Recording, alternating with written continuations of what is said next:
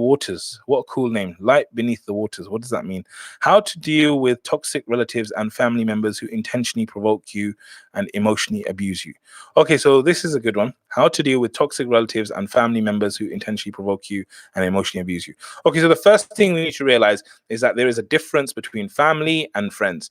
Unfortunately, you cannot choose your family, right? Wherever you're born into, that's your family. With your friends, you can choose your friends. And so what that means is that your family has special rights and special privileges, right? Allah has said that maintaining the ties is one of the most important things in Islam.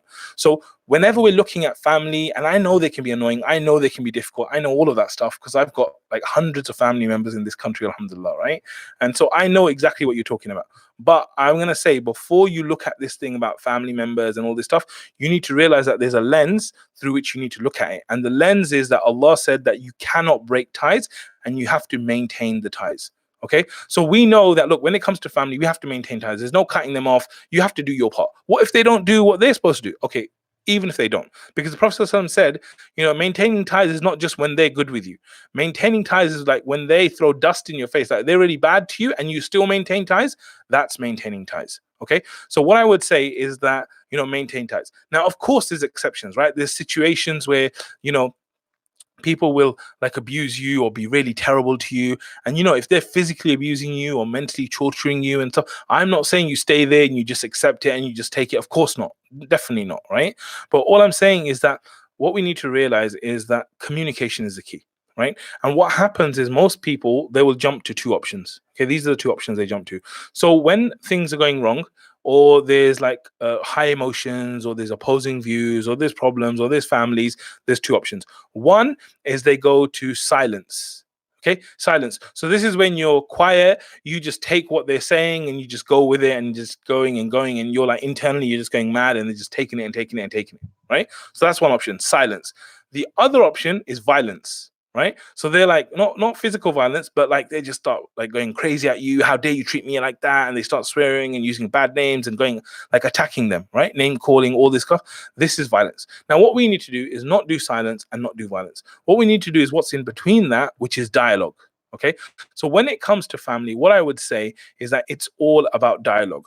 First of all, we need to be brave, right? Because it's tough. It's hard to say to someone, look, the way you're treating me is very difficult. It's very painful. I feel like this, I feel like that.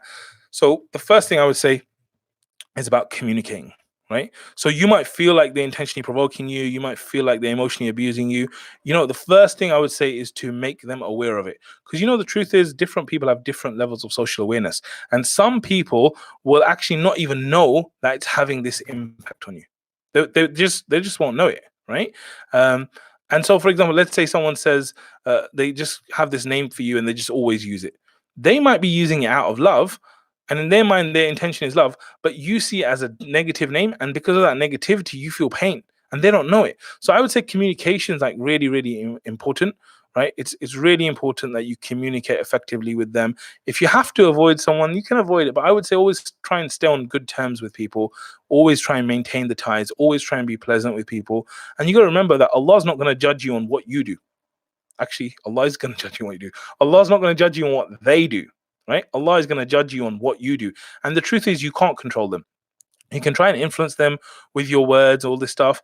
So like I said, the first thing I would say is if it's abuse, like major abuse, like physical abuse, just that, get out of there, like get help from your family and all this kind of stuff. If it's like more like you're having problems and it's just a negative person, like let them know what they're doing. Also, I've got a video coming out soon called How to Control People, and it's all about how you can uplift people and get them away from their negativity and all that kind of stuff. So I would definitely advise you.